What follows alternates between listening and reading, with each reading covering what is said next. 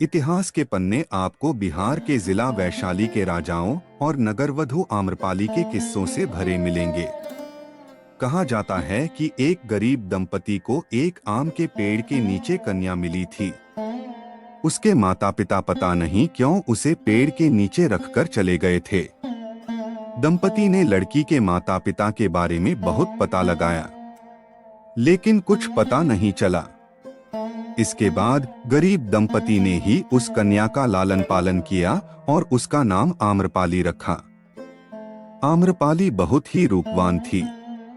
जब आम्रपाली किशोरावस्था में पहुंची तो पूरे नगर में उसके सौंदर्य की चर्चा होने लगी। इतना ही नहीं, नगर का हर पुरुष उससे विवाह करना चाहता था।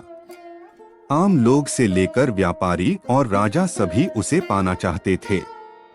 ऐसे में आम्रपाली के माता पिता उसे लेकर काफी चिंतित रहते थे, क्योंकि आम्रपाली इनमें से किसी एक साथ भी विवाह कर लेती तो पूरे राज्य में अशांति फैल जाती।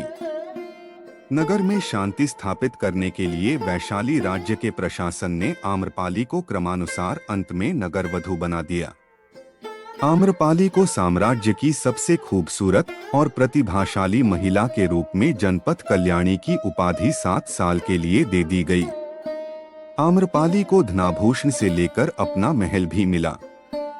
उसके इर्द गिर्द सेविकाएं रहती थी।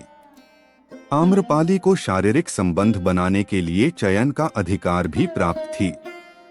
फिर वह राजा के दरबार की नर्तकी भी बन गई। जब पहली बार आम्रपाली को हुए बुद्ध के दर्शन, ज्ञान प्राप्ति के 5 साल बाद गौतम बुद्ध बिहार के वैशाली में जब पहली बार आए थे तो उनके स्वागत के लिए वहां की प्रसिद्ध राजनर्तकी आम्रपाली गंडक नदी के तट पर पहुंची। आम्रपाली के सुंदर रूप और यौवन को देख बुद्ध ने अपने शिष्यों को आंखें बंद करने को कहा। कहा जाता है कि आम्रपाली एक बौद्ध भिक्षु पर मोहित भी हो गई थी।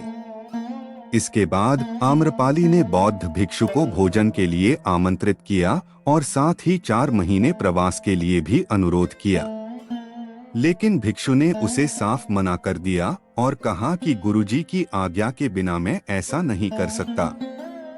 आखिर में आम्रपाली ने बुद्ध के सामने हाथ जोड़कर कहा कि मैं आपके भिक्षु को मोहित नहीं कर पाई, बल्कि उसकी आध्यात्मिकता ने मुझे ही धर्म की राह पर चलने के लिए विवश कर दिया। इसके बाद आम्रपाली ने बुद्ध के सामने भिक्षुकी बनने की इच्छा प्रकट की, लेकिन पहले तो बुद्ध ने मना कर दिया, क्योंकि उस समय बौद्ध संघ में स्त्रियों का प्रवेश वर्जित था। हालांकि इस घटना के बाद बुद्ध ने स्त्रियों को बौद्ध संघ में प्रवेश की अनुमति दे दी। फिर आम्रपाली सामान्य बौद्ध भिक्षुकी बन गई और वैशाली नगर के हित के लिए कार्य करने लगी। उसने अपने केश कटवा लिए, सारा धन बांट दिया और भिक्षा पात्र लेकर सामान्य भिक्षुकी बनकर पूरा जीवन व्यतीत किया।